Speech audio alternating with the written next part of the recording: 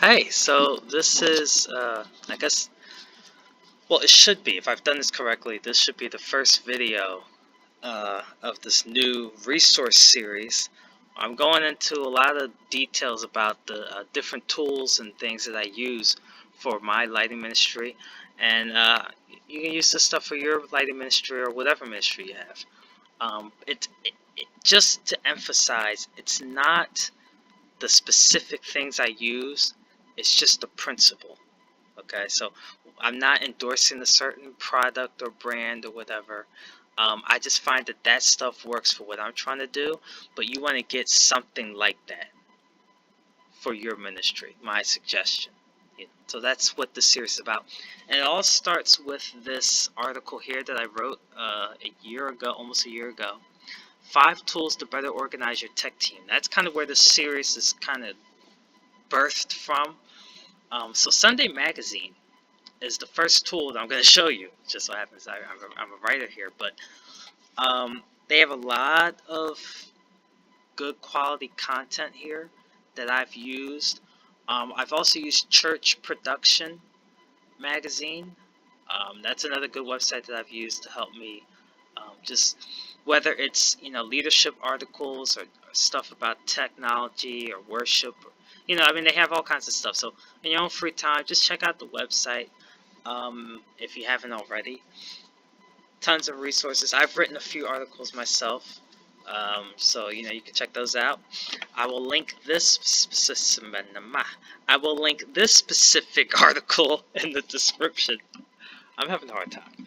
And but yeah, let's just go ahead and I'll show you the article, and then we'll get into the specifics of what I use. So we'll go blow by blow here. Chat app. So for me, the chat app is something where I want to have a method of communication for the ministry. So I use Slack, and I'll talk about Slack soon, but that's our Slack account there. But I use Slack. My church uses GroupMe. Well, I'll say this: the rest of the technical arts ministry uses GroupMe. Our lighting ministry is somewhat separate. We're our own entity, so we don't, we use Slack. I found that Slack works best for the ministry's needs. And again, in the past, I've used GroupMe, I've used Trello, I've used Asana, I have used Church Community Builder. Our church actually uses that as our database. So, I mean, I'm on there, like I use it, but it's not the primary source of communicating with the team. The importance about the chat app, again, I'm not talking about a specific brand. I'm a believer that you need to get an app that everyone can access from multiple devices. Okay? So, that's why GroupMe and Slack are good, because you can access them on your phone. There's an app for the phone. There's an app for the desktop. You can go on the web portal, website thing, or whatever. There's a lot of ways you can access that one thing. So if something happens to your phone, well, let me hop on my laptop. Most of us today have at least 2 screens. And I say 2 screens because we either have phone and then a tablet or laptop or desktop. The 2-in-1s, the 3-in-1s, all these something-in-1s, and all the goodness. But so a lot of us have more than one tool that we use, because it's just kind of become the norm somehow. I remember when tablets used to be like a big deal. Now it's kind of like that's technology. So in any case, I like GroupMe. GroupMe was one of my favorites because even if you didn't have the app or you didn't go to the website, you could still use it via SMS without having to even set up an account. So it was kind of like, oh, well, I don't have enough room on my phone to download the app. Oh, okay, we'll just do it to SMS. Or you can download the app, set up your account, and then tell the app, send my messages to SMS. And then you get it by SMS. So, I mean, it was a very convenient app, but it didn't have a lot of features. The reason why I use Slack, and I'll break it down for you a little later, but I use Slack because I can do everything from Slack. So you never have to leave Slack. Like, my team never has to leave Slack. So handbooks. The rest of the series is going to talk about the handbooks and detailed positions in more detail. And so we won't really discuss a lot here. But I believe it's important to have handbooks and detailed positions to help guide, from a written standpoint, guide members of the ministry and kind of set people up.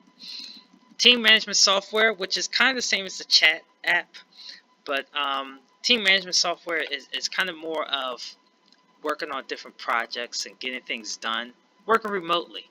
And not everyone's going to be able to be in church, especially if you don't have a paid staff. Not everyone's going to be in church, all day. And so you want to be able to work from home when teenagers get home from school, or everyone gets home from work. Whatever it is, we got things going on outside, but team management software kind of brings us all together to be able to communicate and work on those different projects. Cloud storage is a big one. We use Dropbox. Again, I'm not trying to endorse a specific brand or anything. I'm just saying it's a good idea to have cloud storage, specifically because not really for you, but for your team. And I say that like this. Now, for me, I don't have a problem with my team accessing the Dropbox account. All that's in the Dropbox account is ministry stuff. I personally use OneDrive, but I'm able to separate myself from the ministry enough to say, you know what? Dropbox would actually do better for the ministry versus OneDrive. So I went with Dropbox. And so, it really depends. I'm not going to tell you create a separate ministry entity thing, but it is more convenient, and I'll tell you why. In the long run, I'll tell you why. Because basically, what happens is, if something happens to your stuff, whether it's your computer crashes or this or that or the other, it's important for you to be able to get access to the Dropbox, but it's even more important for the rest of your team to be able to access the important documents inside of that account. You see what I'm saying? Now, I upload the stuff to Slack, and they're able to download or whatever, but for them to be able to go in there and search through whatever they need to search through, document or whatever, like maybe I was in the middle of working on a document, then the computer crashed, now I can't get back to it. Hey guys, listen, there's a document in there. Or if you have a second in command, hey, second in command, there's a document in there. Go ahead and grab it. They'll be able to grab it. So that's why I say don't put the personal with the ministry, because then nothing personal is up, Oh, if I accidentally clicked on those pictures, what were you doing back in the 80s? Like it's one of those things where you don't really want to, let's just chill. Let's chill. So that's the article. So I'm going to go ahead and just kind of go a little, oh, look, about the author, that's me. So look, a face reveal. Yay, now you know what I look like. So, Slack, I love Slack. I mentioned it briefly. I took a drink. A strawberry lemonade. It's not a strawberry lemonade. But okay, where were we? Yes, I mentioned earlier that I use Slack is like the one-stop place. That when I was looking for a chat app, I wanted something that required as little detours as like, okay, you got email, text messages, Dropbox, all these different things that you have to sign into. With Slack, they don't have to do that. Everything is right there on Slack. So many different integrations and apps that you can use. Plugs everything into Slack, and it makes it convenient for my team. Now, for me, it's not that convenient because I still have to maintain those outsourced accounts. But for the team, it's very convenient. All they have to do is come into one place, and I can like, okay, for instance, let's go into announcements. Yeah, okay, we'll do it. You see this major ministry updates? I can send in a long post that replaces email. So it's like built-in email. You know what I'm saying? I have the ability to upload documents. When I press the plus button here, I can upload straight from Dropbox. And then I have it all organized over here. Articles I want them to read, documents I want them to download or look at, surveys I want them to take, timekeep. I'm able to keep track of how long members have served. Videos I want them to watch. That's why I love Slack personally.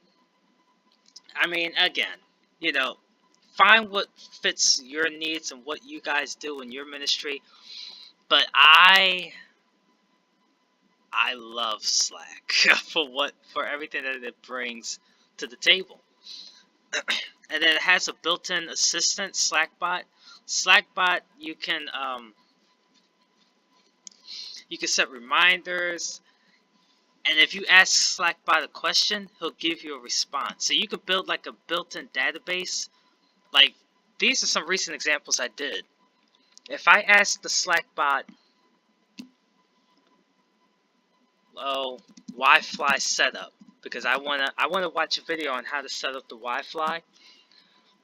When I type that in, it gives me the video. Like, I program Slackbot, but now members of the ministry can go out and ask Slackbot, because I may not answer right away, but they need that answer. Slackbot will be able to give them the answer right there. I'm not paid. I'm not paid to say this. I'm just saying. I love this thing. You know, so it's just one of those things where it's a lot of work, but once it's set up, it runs itself. Where's the document for the Go to the documents channel. Okay. Done. You're done. And then there's a built-in search, so you search for it. If you can't find it, you can pin and star stuff so that it's always like a focal point, so it's easier to find the important stuff. It's good. It's just good. It's just good. So, yeah, that's Slack.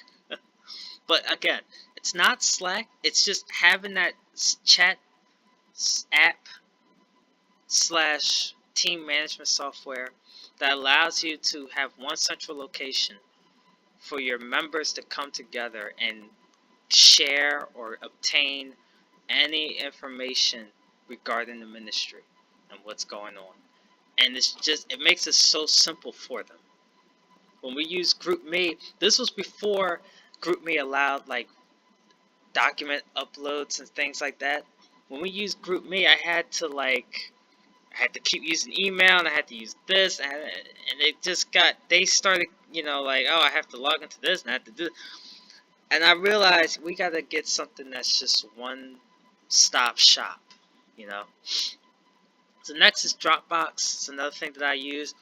And again, I use Dropbox because it was more available. It had better availability and compatibility with a lot of stuff, more than OneDrive did at the time.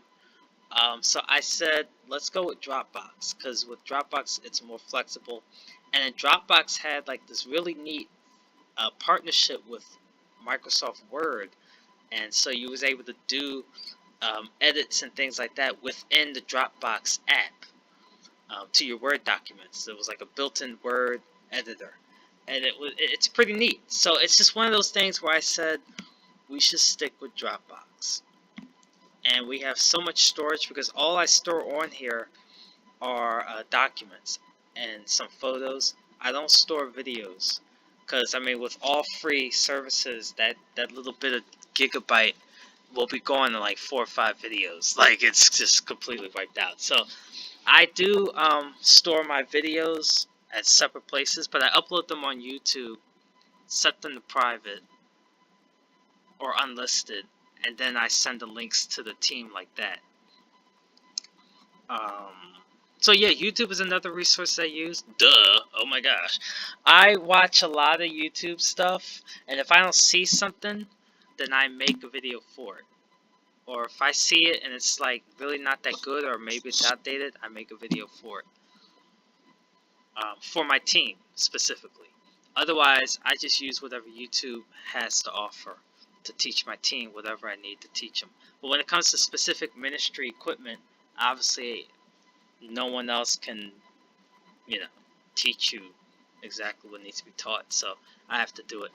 I'm just thankful that I have the ability to do that, because not everyone does. Not everyone can get the time and energy and skill set to be able to make these kinds of videos for people. So I'm aware of that, and I'm thankful that I have that. It helps me. But there's things that I'm weak in to lead a ministry that other people are strong. So I'm just trying to help the best way I can. That's about it for the digital resources that I use for my ministry.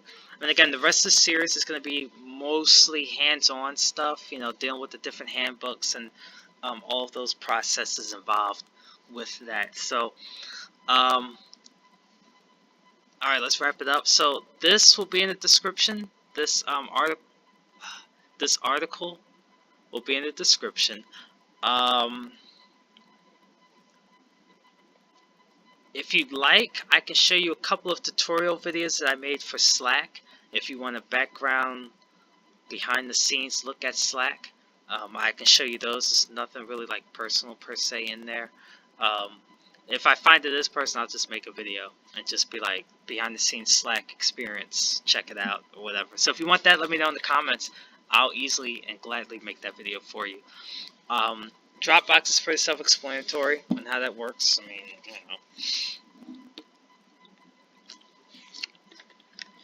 Just take another drink of my strawberry lemonade. It is not alcoholic.